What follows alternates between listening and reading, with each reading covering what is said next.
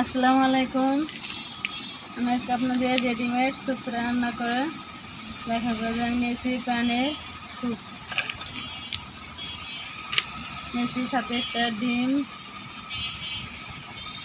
আমি দিয়ে দেবো এখানে 1 কাপ পানি। আমি স্যুপটার ভিতরে ঢেলে দেবো, ভিতরে ঢেলে দেবো।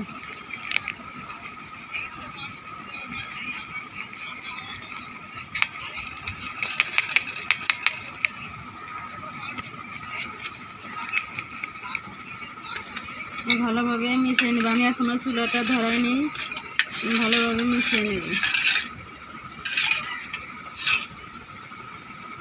আমি স্বাদের জন্য দিয়ে দেবো অল্প একটু লবণ, দিয়ে মিশিয়ে নেব। আমি এখন চুলাটা ধরিয়ে দেব। আমি চুলাটা ধরিয়ে দিয়েছি। এরকম করে নেড়ে দেবো, না হলে নিচে লেগে যাবে। অনবরত চুলটা এরকম করে নেড়ে দেব।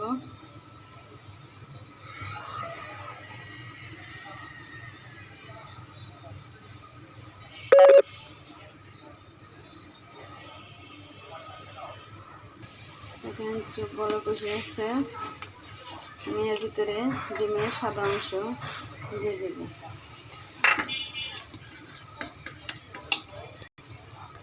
রেডি হয়ে গেল আমার স্যুপ রান্না।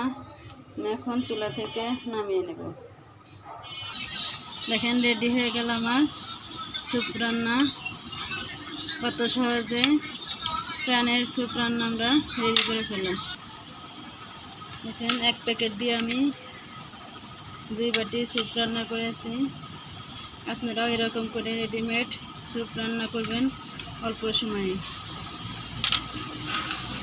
আল্লাহ হাফেজ।